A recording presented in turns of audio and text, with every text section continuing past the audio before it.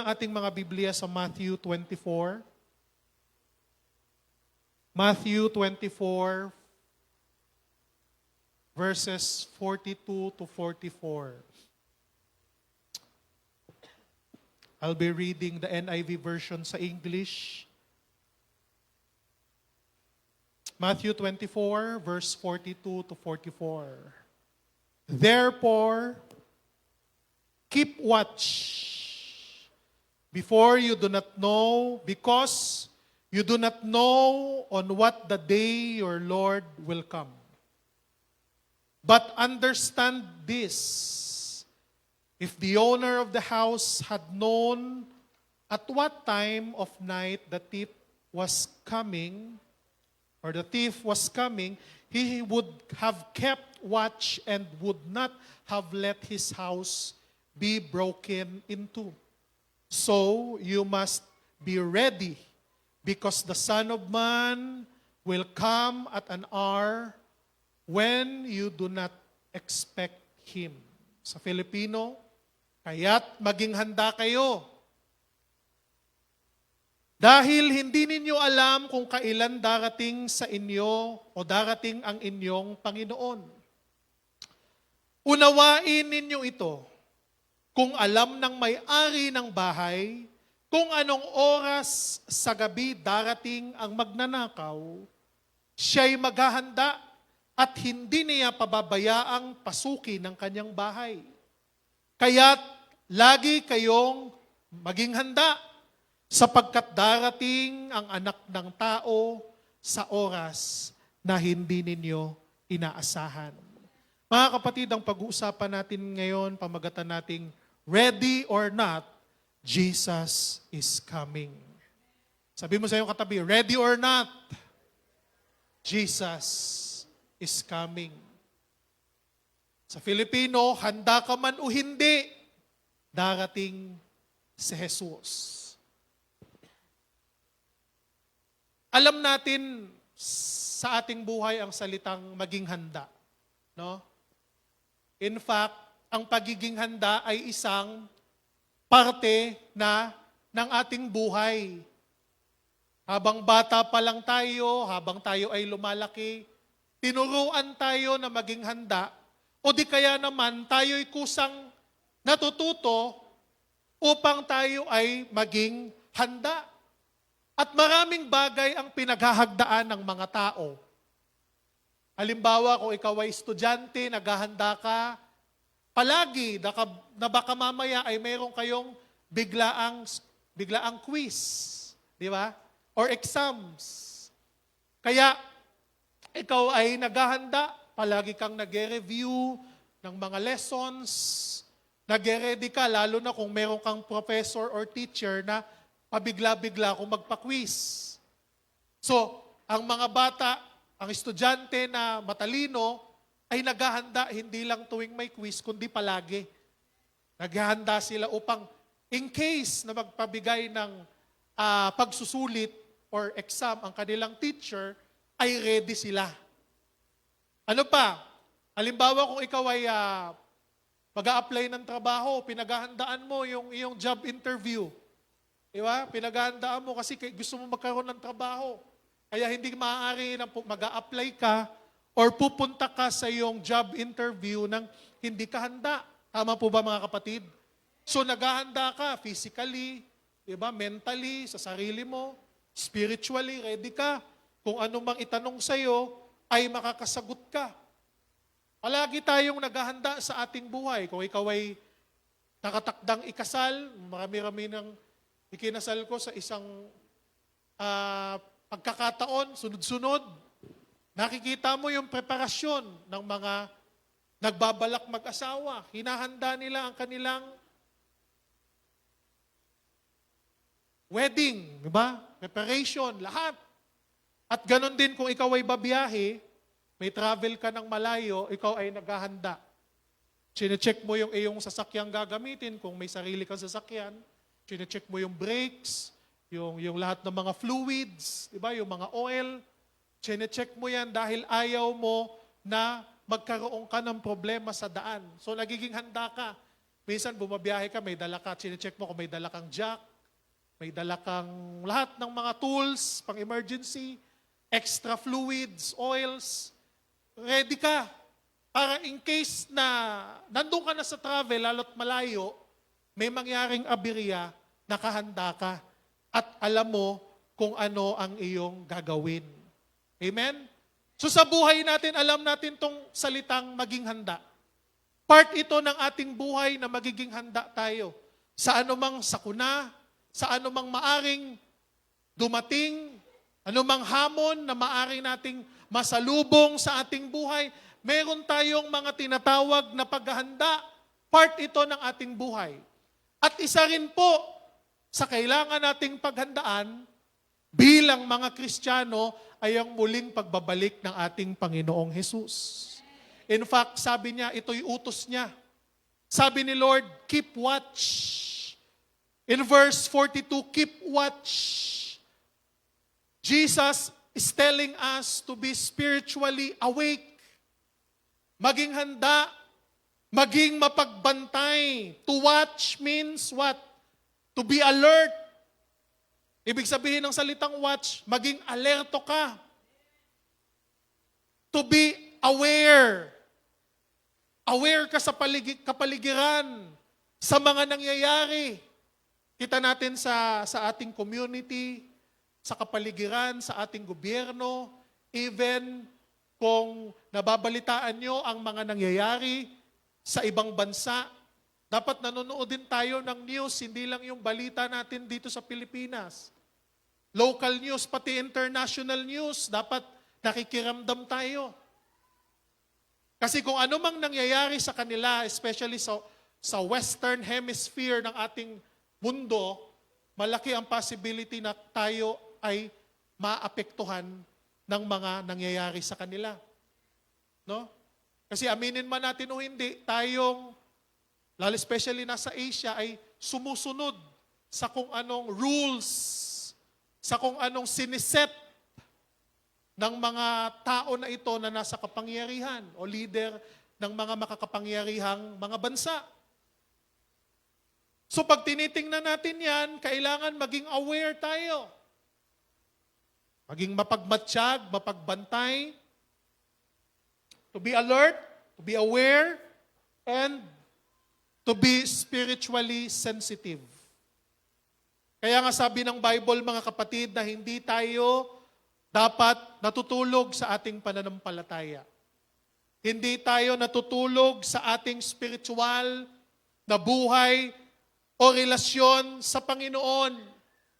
Kasi pag ang taong natutulog, kahit nga sa physical, hindi niya alam kung anong nangyayari sa kanyang kapaligiran. Especially kung ikaw ay natutulog sa church, hindi mo alam kung ano nangyayari sa kapaligiran. Tingnan mo nga yung katabi, baka may nakatutulog na. Wala pa naman. Alala ko nung dati, si Bishop nagpipreach. No? At sabi niya, sinong gusto pumunta ng langit? Eh di yung mga gising, Amen, Amen, Hallelujah. Yung isa naman tulog, naalimpungatan konti. Nung sinabi na ni Bishop, sino ba gusto mapunta sa impyerno? Amen! Ha? Napasagot siya, kasi hindi niya alam yung nangyayari, tapos na palang tanungin yung gusto sa langit, yung tinatanong na sino gusto ma-impyerno. Siya lang ang nagbubukod tanging, nagtaas ng kamay at nagsalita ng Amen. Dahil, ano naging dahilan? Dahil nakaidlip, nakatulog. Unaware sa nangyayari. Gusto niya sana mag-cope, gusto niya sanang humabol, kaya lang, dahil nakatulog nga siya, mali ang kanyang nagawa. So merong danger pag unaware. Ganon din, lalo sa spiritual life natin. Kapag unaware ka sa mga nangyayari, especially sa iyong relasyon sa Panginoon, hindi mo alam na ikaw ay tuluyan ng nangihina at nawawala na sa iyong pananampalataya sa Panginoon. Yung taong tulog, hindi niya nalalaman kung ano nangyayari sa kanya. Kung may panganib ba, lalo na kung mahimbing na mahimbing ang tulog, talagang kung gagawan siya ng masama ng kasama niya o ng taong nakapalibot sa kanya, hindi niya mapoproteksyonan, hindi niya madedepensahan ang kanyang sarili. Ang taong tulog cannot respond quickly. Di ba? Hindi ka handa. Nagugulat ka.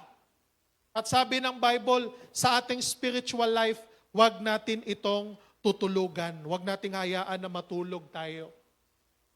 Ano ibig sabihin na masyado tayong maging pakakampante? Masyado tayong relax. O kaya, masyado tayong abala. Sobra-sobrang abala na wala na tayong panahon sa mga makaspiritual na bagay sa ating buhay. Sobra tayong abala sa ating trabaho. Hindi ko naman sinabi na hindi mahalaga ang trabaho. Hindi yun. Mahalaga ang ating trabaho. Yan ang binigay ng Diyos sa atin upang tayo ay makakuha ng ating pang-araw-araw na pangangailangan, pang-tustos. Pero wag din nating kaligtaan na mahalaga rin ang espiritual na bagay sa ating buhay. Ang ating pananampalataya, ang ating relasyon sa Panginoon ang mas mahalaga kahit sa kung anumang bagay na ating pinagkakaabalahan sa ating buhay.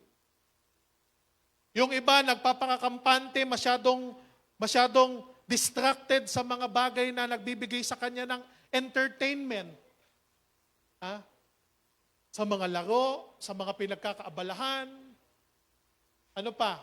Yung mga nag-entertain sa kanya. Yung kanyang mga pinapanood, sa kanyang mga hobby, na nawala na siya ng oras at panahon sa Panginoon. Or hindi na ganun kahalaga sa kanya ang gawain ng Diyos. Kaya ano nangyayari? Spiritually asleep, nakakatulog. So hindi natin nagagawa yung unang command ni Jesus na sabi niya, keep watch, magbantay, maging gising sa ating buhay. Dahil napaka-delikado kung mananatili tayong hindi handa.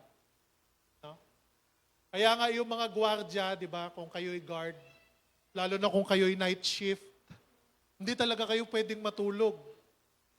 Or kung kayo'y nasa military, kung kayo ang naka-assign dyan, lalo na kung nasa operation kayo, at sinabi, o ikaw ang nakatoka, bantayan mo ha. Bantayan mo yung ating base. Or bantayan mo yung iyong binabantayan na fasilidad. Kaya kung ang guard ay makakatulog, malaki ang panganib na madadala na yun. At pati ang kanyang mga kasamahan ay maaring mapahamak. Naalala ko dati yung palabas na comedy dati, uso yun. Yung mga nagbabantay sa subdivision. Tulog na pala yung gwardya, pero yung mata drinawingan dito. Pag tinikip niya yung talukap niya, parang gising din. Kasi drinawingan niya dito eh. Oh. Pero yung pala tulog na. Maraming Christians ganun eh. Sa kanyang faith, na pag unang tingin, akala natin gising. Akala na, nandiyan naman, present naman. Okay naman, akala natin na nandiyan naman sa mga gawain, present naman. Nandiyan naman, nakikita. Pero ganun, dinadaya lang kasi ang totoo, tulog na yung kanyang pag-ibig at pagmamahal sa Panginoon. Parang katulad na lang ng gwardya sa comedy na kala mo gising, may mata nakadilat, pero totoo, natutulog na. At nakakalungkot man isipin, maraming tao ang ganon. Or even maraming Christian ang ganon. Na pag sa unang tingin, makikita natin, okay pa. Pero ang katotohanan, tulog na ang kanyang pag-ibig sa Panginoon. Tulog na ang kanyang pananampalataya sa Panginoon. Kaya ito ang oras, mga kapatid, na muli nating gisingin. Na ipaalala natin sa ating sarili, kailangan lagi akong gising anumang oras ng aking buhay. Dahil yun ang instruction, yun ang utos ng aking Panginoong Isus na manatili akong gising. Na huwag akong tutulog-tulog. Lalong-lalo na sa paghihintay ng kanyang muling pagbabalik. Amen? Aware ba kayo, kapatid? Alert ba kayo? Spiritually sensitive ba kayo sa nangyayari sa inyong kapaligiran? Sa nangyayari sa lipunan? Napapansin niyo ba ang mga bagay-bagay na may kinalaman sa inyong pananampalataya sa Panginoon? Kaya nga, believer who stop watching becomes weak against temptation and deception. Dahil pag nakatulog tayo sa ating pananampalataya, ating paglilingkod sa Panginoon, napakadali na tayo ay matukso. Napakadali na upang tayo ay madaya, mailigaw ng ating kaaway. Kaya sabi ng Panginoon, keep watch. Be on your guard, mga kapatid. Kasi hindi natin alam kung kailan ang oras at eksaktong date at oras ng pagbabalik ng ating Panginoon. Hindi natin alam. Kaya nga, kailangan mas lalo tayong maging handa. Hello?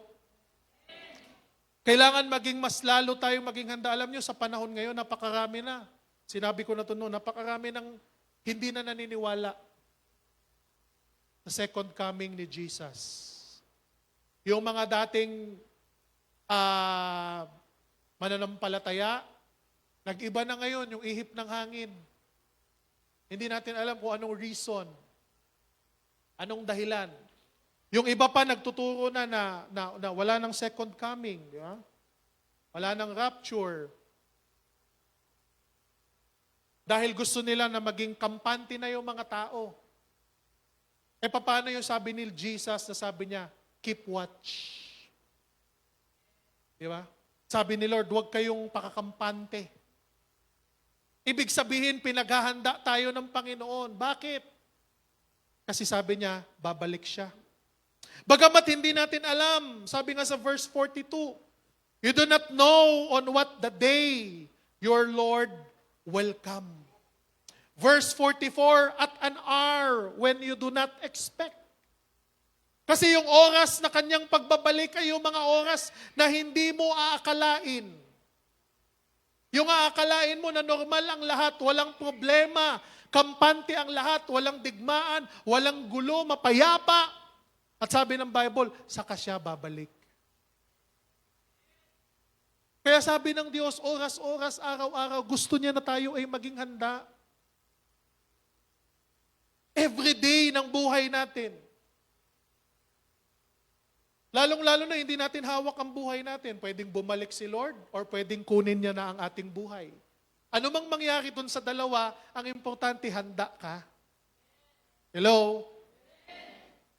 So hindi tayo lugi kung handa tayo araw-araw. Matapos man ang misyon natin dito sa mundo, kunin tayo ng Diyos, handa tayo, okay lang. Kung hindi naman at abutan tayo ng kanyang muling pagbabalik at kunin tayo ng Panginoon, handa pa rin tayo. Kaya sabi ng Panginoon, maging handa kayo palagi, magbantay kayo. Asamin ninyo ang aking muling pagbabalik. Huwag kayong magsawa, huwag kayong mapagod, huwag kayong mainip.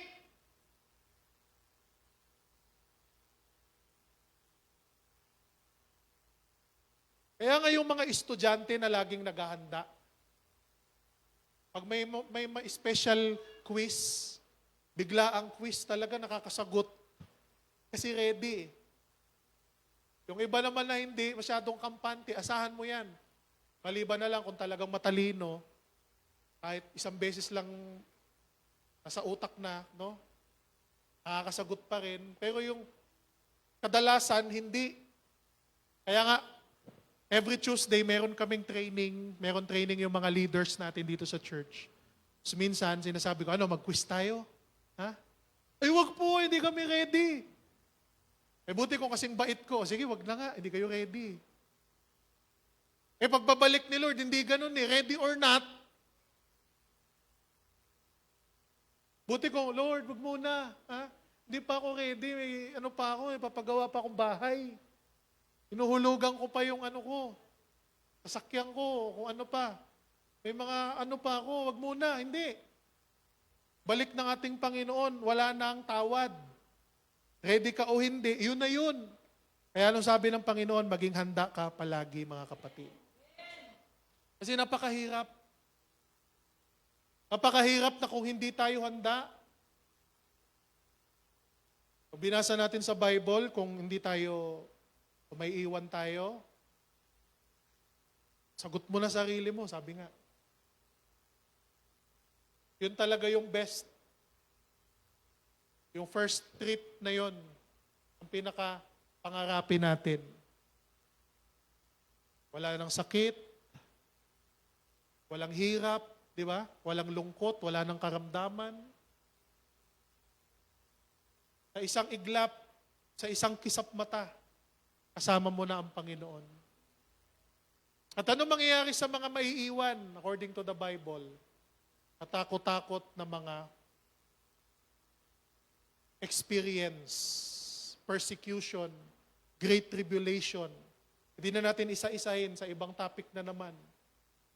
Pero, kung tayo ay handa, mga kapatid, hindi tayo dadanas ng lahat ng iyon. Kaya nga, anong illustration ang ginamit sa verse 43? Katulad ng isang magnanakaw or like the thief in the night. Kung matagal na kayong Christian, alam niyo yung movie, di ba? Na Thief in the Night. Sino nakakaalala dito? Hindi kayo nakapanood ng dati, Thief in the Night. Yung storya na bago silang mananampalataya. Pero yung husband niya ay, yun yung active. Siya naman na misis, parang sakto lang, pupunta, hindi, okay lang. Biglang dumating na nag-rapture. So, pagising niya, nagulat siya, nasaan na yung mister ko?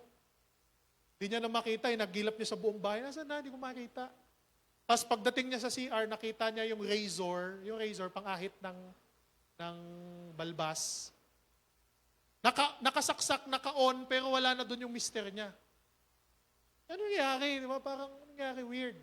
Tapos yun na, binalita na, ganito, ganyan, maraming taong nawala, ganito, ganyan. Mga aksidente, sakuna, kasi yung mga piloto na biglang nawala, yung mga driver na biglang nawala.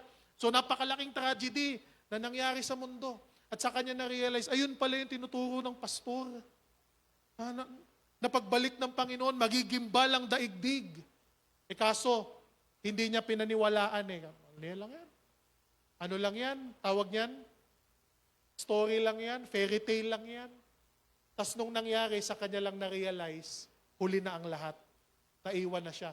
So sa madaling salita, pinakita doon sa movie yung hirap na saka pa lang siya naging faithful, na totoo pala. Saka na lang napatunayan niya, kaya lang hindi na siya nakasama. Kasi hindi siya ready eh. Kaya nga sa ating buhay mga kapatid, ganun. Sa oras na hindi tayo handa, katulad ng isang magnanakaw. Of course, hindi dito in-illustrate yung pagiging thief o yung pagiging comparison nito kay Jesus na siya ay thief, hindi yon. Kung hindi, ang ibig sabihin nito yung timing ng isang magnanakaw. Kasi pag nanakawan kayo, yung pagkakataon na hindi ka nag-ingat eh. Tama ba mga kapatid? Lagi kang naglalak ng pinto, yung oras lang na yun, pagod na pagod ka, umuwi galing work, nakaligtaan mong lock yung pinto mo ng maayos. At doon naman nagkaroon ng pagkakataon yung kalaban o yung magnanakaw na nakawan ka. Kaya nga sabi ko dito sa mga kasama namin sa parsonage na kailangan nakalag palagi ha. Minsan midnight, alas 12, alauna, bumababa pa ako.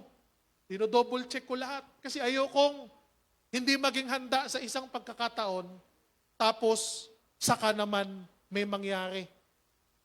Ganon din, sabi ng Bible, na ang pagbabalik ng Panginoon parang katulad ng mananakawang ka. Kung kailan hindi ka handa, kung kailan hindi ka prepared, saka naman mangyayari. Kaya ang sabi ng Panginoon, araw-araw maging handa tayo.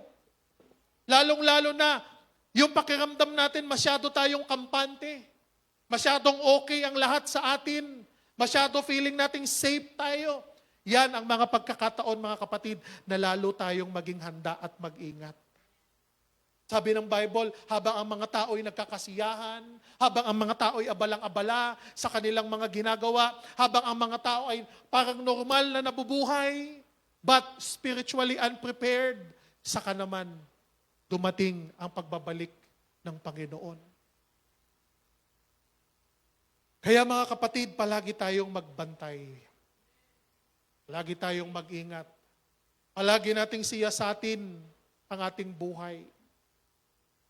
Kaya yun yung requirement ng Panginoon. You also must be ready. Ang pagiging ready, mga kapatid, ay hindi ito automatic. Nasasabihin mo, magiging ready ako, set. Hindi ganun. Ang pagiging ready ay isang daily decision. Hindi lang isang bagay, isang araw. Kung hindi, ito'y araw-araw na desisyon na tayo ay magiging handa. Katulad ng araw-araw na paglalak natin ang pintuan ng ating bahay. Katulad ng araw-araw na mga ginagawa natin, mga pag-iingat natin. Araw-araw natin itong gagawin. Paano natin ito gagawin? Number 1, live in repentance. Para tayo ay maging handa, live in repentance. Mabuhay tayo ng may pagsisisi sa ating mga nagawang kamalian. Don't keep hidden sin. Huwag nating itago yung mga kasalanan sa buhay natin. Huwag tayong magpakakampante na hayaan na lang natin yon. Paano kung datnan tayo ni Lord? Paano kung bumalik siya na datnan niya tayo dyan sa mga bagay na ginagawa natin? Dahil naging normal na lang para sa atin. Ano ang sasabihin natin sa Diyos? Lord, hindi pa ako ready. Baka pwede next week na lang. Next week talaga, Lord. Hindi ko na ito gagawin, Panginoon. Next week, Lord, magiging active na talaga ako, faithful na. Wag lang ngayon, Lord. Pwede kaya yun? Paano kung may mga kasalanan tayo na nagawa na naging normal na sa atin, na hindi natin nahingi ng tawad sa Panginoon?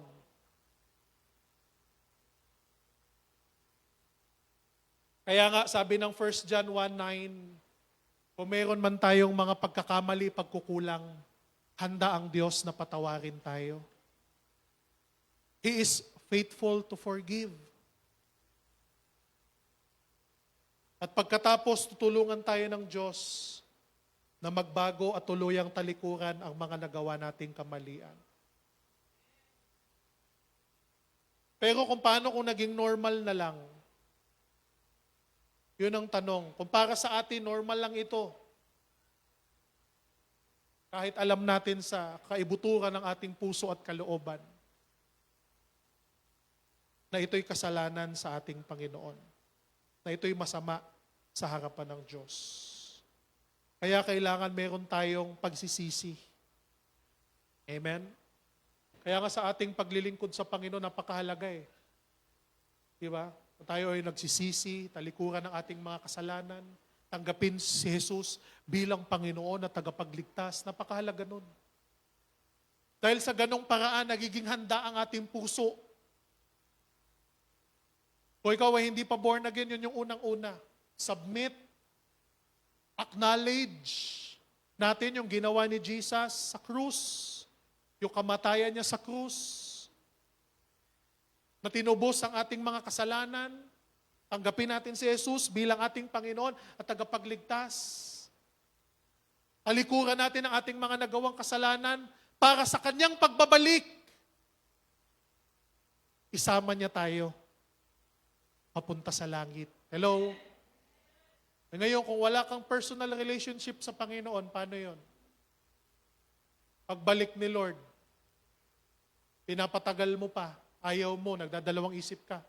Kasi sabi nila, kasi hindi ako karapat-dapat, may mga nagagawa akong kasalanan, mayroon akong bisyo. Paano mawawala yung bisyo mo? Kung ayaw mong maglingkod sa Panginoon, tama? Di baling may bisyo ka ngayon, tanggapin mo ang Panginoon. Unahin mo magpakumbaba sa Diyos. Saka ka magbabago kung meron ng Kristo sa puso mo at buhay mo. Amen? At pag nandun na ang Panginoon, yun ang burden, yun ang palagi mong i-pray. Isuko mo palagi sa Panginoon. Dahil walang hindi kayang gawin ng Panginoon sa buhay mo, kapatid. Kaya nga, kapag handa tayo, prepared tayo, tinanggap natin siya bilang ating Panginoon na tagapagligtas, na born again ka, maging tapat ka sa Panginoon, lagi kang nagbabantay, binabantayan mo ang iyong sarili, sa kanyang pagbabalik, handa ka. Wala kang guilt, wala kang itinatago sa harapan ng Lord. Kasi bagamat hindi tayo perfect, bagamat nadadapa tayo, bagamat nagkakamali tayo, pero kung ikaw ay handa lagi na magpakumbaba sa Panginoon at humingi ng kanyang habag at awa upang ikaw ay baguhin, babaguhin ka ng Panginoon. Hallelujah. Palakpakan natin ang Diyos.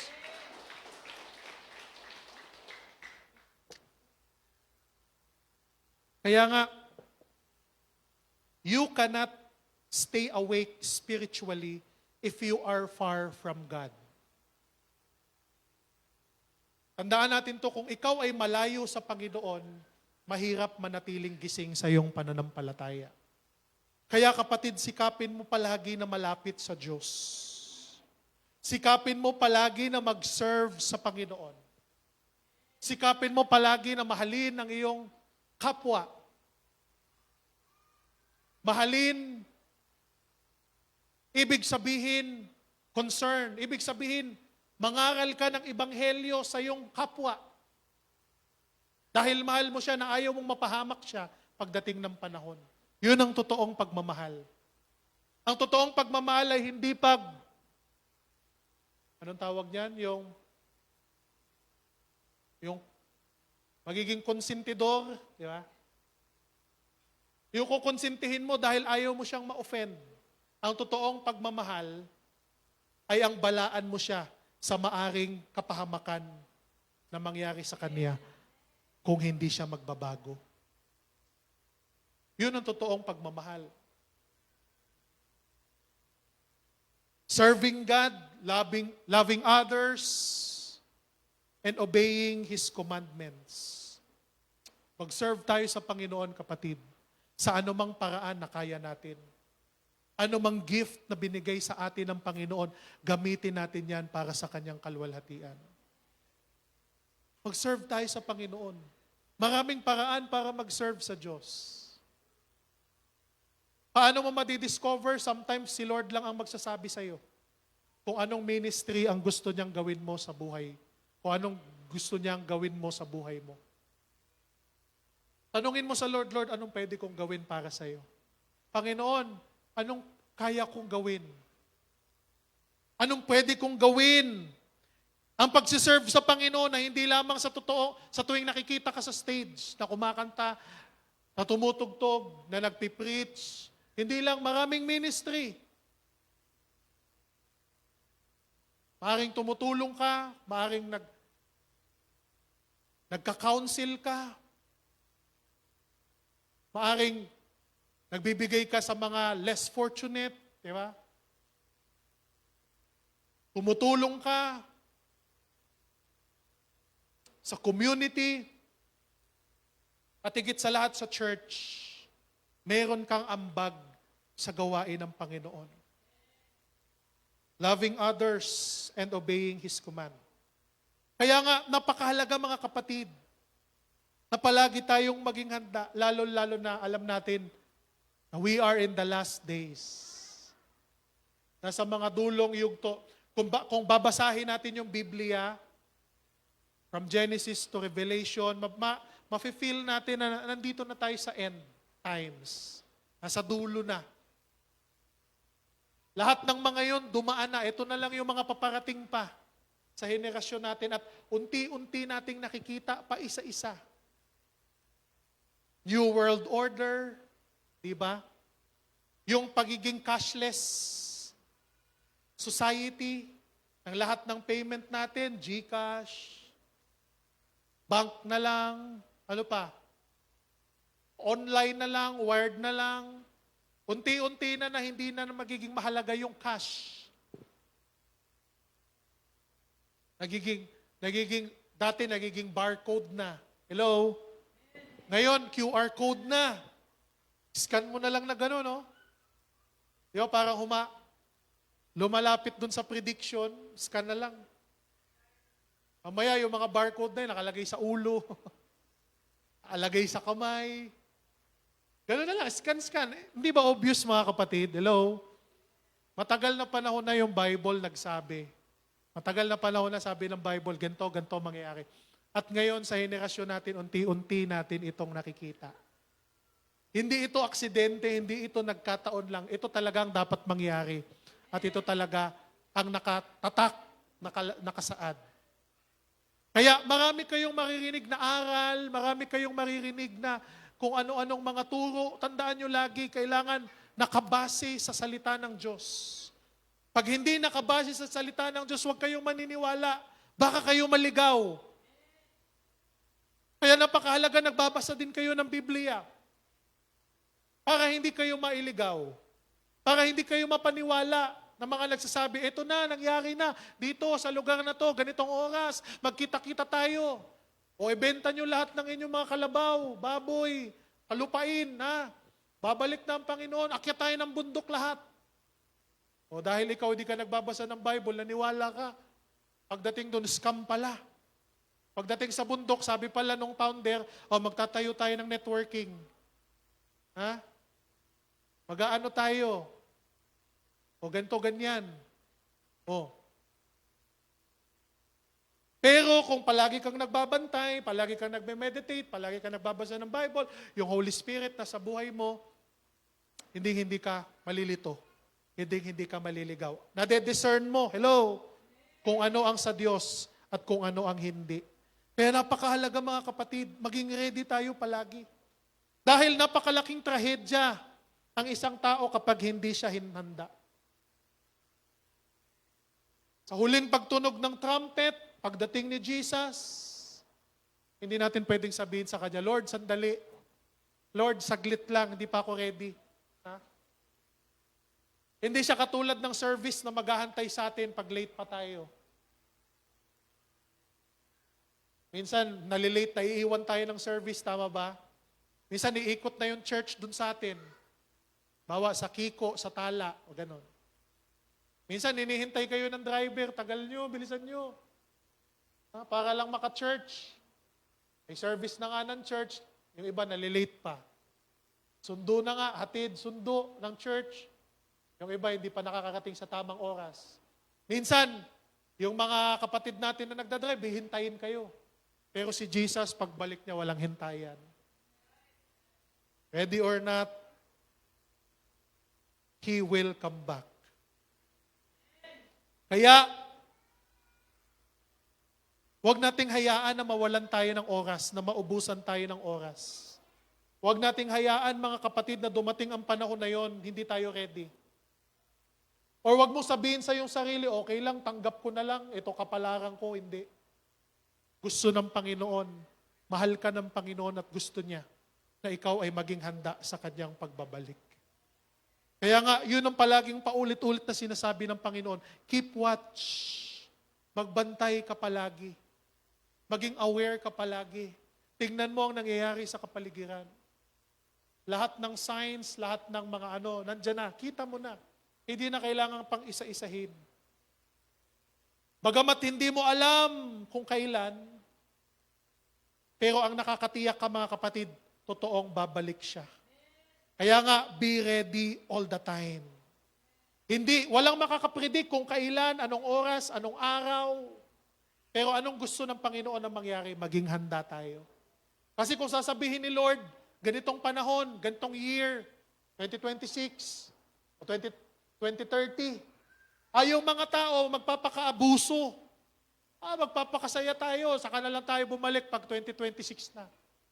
Magpakasama tayo, ganito, ganyan. Gawin natin lahat ng kalayawan sa mundo. Total, 2026 pa naman, or 2028 pa naman, or 2030 pa naman pala. Pero dahil hindi naglagay ng date at oras ang Panginoon, gusto niya na araw-araw ng ating buhay, mamuhay tayo ng may kabanalan, kapatid. Gusto niyang makita yung puso natin. Na hindi tayo nagsawa, hindi tayo nainip na naghahantay sa Kanya. Kaya nga ang tanong mga kapatid, kung babalik si Lord ngayong year, ngayong buwan ng February, ang tanong natin, tama kaya ang puso natin ngayon sa Kanya? Kasi ang magmamatter sa lahat yung puso natin sa Panginoon. Maaari tayong magpanggap, maaari tayong magpakita na ito tayo, okay tayo. Pero ang puso natin, hindi natin maitatago sa Panginoon.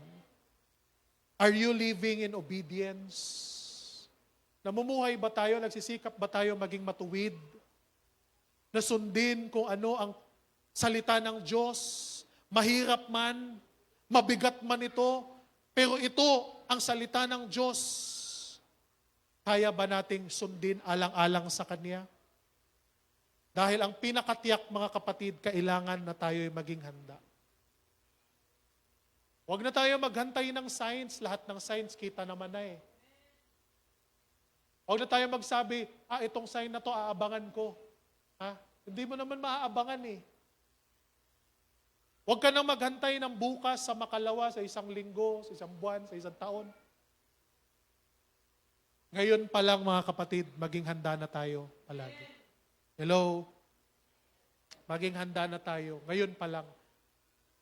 Ihanda natin ang ating puso sa Panginoon because ready or not, Jesus is coming. Handa ka man o hindi, darating si Jesus. Yun ang sabihin mo. At sana ang panalangin ko kapag dumating siya, you are ready. Handa ka. Mga kapatid, hindi pa huli ang lahat. Hindi aksidente na narinig mo ang salita ng Diyos. May panahon pa. Ika nga, hindi pa dumarating ang trend. Di ba? Nakapila ka pa sa unang biyahe. Paparating pa lang. Kaya may panahon pa upang ikaw ay pumila, pumunta. Paano natin yung gagawin? Magkaroon ng ticket. Paano natin yung gagawin? Si Jesus ang ticket natin. Si Jesus ang ticket natin. Ngayon pa lang kumuha ka na ng ticket mo. Ngayon pa lang tanggapin mo na siya. Sa iyong puso, bilang iyong Panginoon na tagapagligtas. Kung ikaw ay born again na, ngayon ang panahon mga kapatid, na seryosohin mo na ang iyong pagrelasyon sa Panginoon. Seryosohin mo na siya para makasama ka. Baka last call na. Kumbaga sa trend, bumubusina na yung trend. No, last call na. At gusto mo pang makasama sa huling tawag bago umalis ang biyahe. Ready or not, He is coming. Ready or not, Jesus is coming. Hallelujah. Hiniling kong tayong lahat ay tumayo, mga kapatid. Praise the Lord.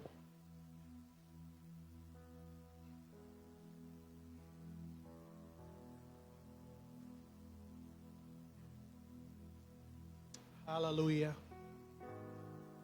Ama naming banal na nasa langit, Lord. Panginoon, salamat sa iyong banal na salita. Sa iyong salita, Lord, na nagpapaalala sa amin, Panginoon, na huwag naming katulugan ang aming pananampalataya, Panginoon. Lord, dalangin namin, Panginoon, na patuloy mo kaming gabayan.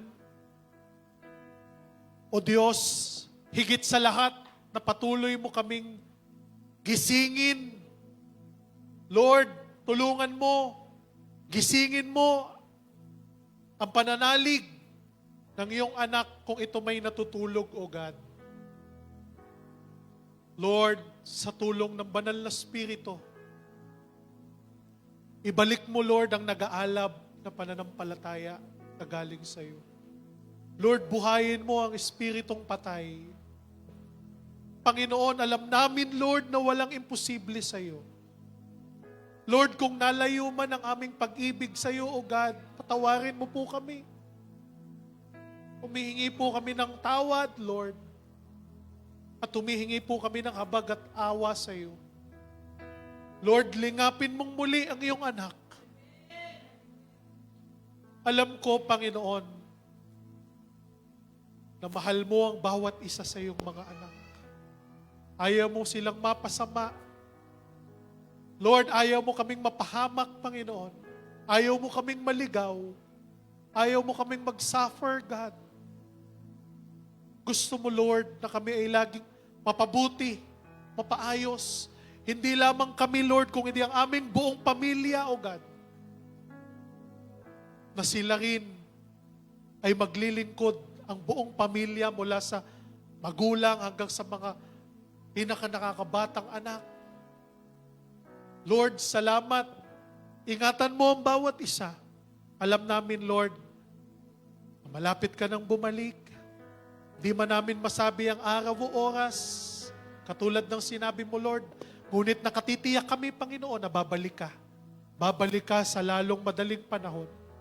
Panginoon, tulungan mo kami maging handa sa aming puso, sa aming isip, Lord, sa aming kaluluwa. Ihanda mo kami. Lord, huwag mong hayaan na kami, Panginoon, ay makumaling sa mga worldly things. Lord, huwag mo kaming hayaan na ang focus na lang namin, Lord, yung mga material things, yung mga bagay dito sa mundo na temporary lamang.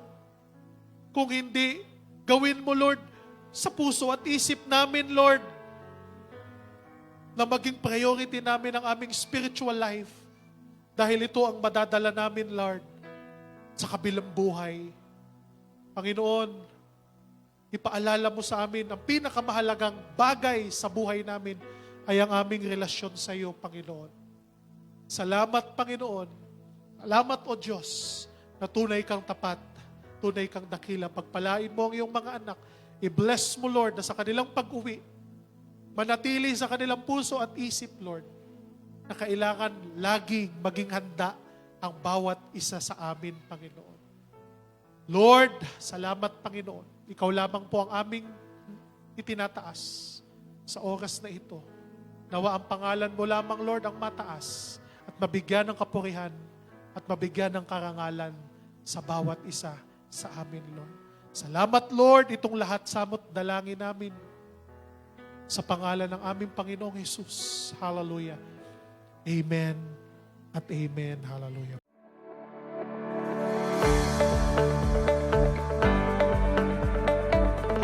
Nabuhay ang ating Panginoong Jesus.